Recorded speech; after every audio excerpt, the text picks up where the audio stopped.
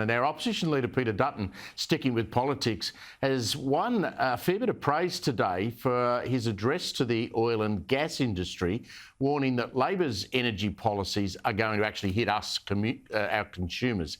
Here's a little of what Peter Dutton said to that gathering today. Labor's new carbon tax will force businesses and industries to meet aggressive emissions reduction targets or pay hefty fines. And for many, by design, this tax will be financially crippling. There'll be no choice but to pass that cost on to consumers, which impacts in a negative way on inflation. Or worse, pack up shop and move offshore where it's cheaper to operate. I think Peter Dutton's been pretty strong in the last few days. Let's bring in Nationals MP Keith Pitt, who joins me from Bundaberg. What did you make of that address, given your involvement in the gas industry and lobbying on behalf of them because Australia needs more gas? What did you make of what Peter Dutton said today? I'd been giving the resources sector a very clear message for a long period of time when I was in the portfolio, publicly and privately, and it's this. The resources sector has got to get in the fight, and that's exactly what Peter Dutton has said today. The Greens and the Labor Party have been attacking their social licence for more than 10 years. They're trying to demonise the industry, and now that they're in government, they are acting on that ideological view. And mate, I'll bring you back to something Gina Rinehart said this week, because she's exactly right. If you're going to cover the country in solar panels and big steel towers with blades on the end of them and all sorts of bits and pieces, guess what you need more of? Mining. Heaps of it.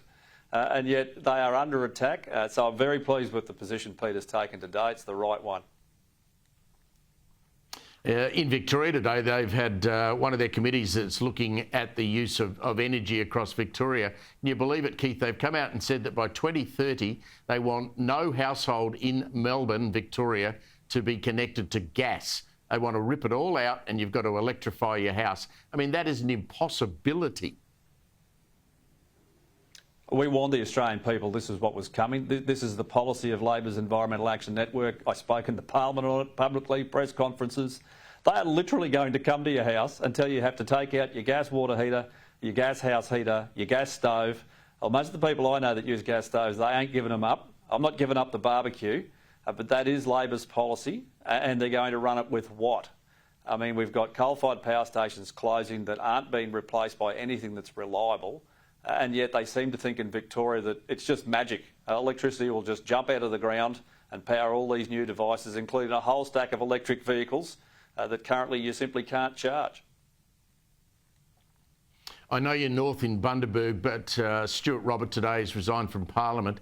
That seat is a safe Liberal seat from my recollection.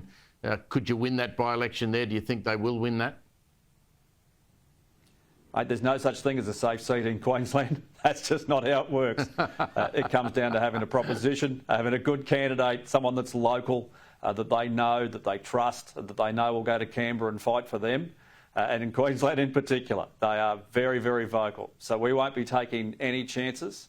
We'll be working very hard, firstly, for the local members to make their minds up as to who their candidate will be, and secondly, to make sure we secure that seat for the coalition into the future, because Anthony Albanese and the Labor government, they've demonstrated exactly what they intend to do. They've increased spending by $185 billion. They've done nothing about power prices apart from throw a few shekels around for a few individuals, but not everyone. And they're going to continue to tax people with things they said they wouldn't do on super and franking credits and potentially negative gearing.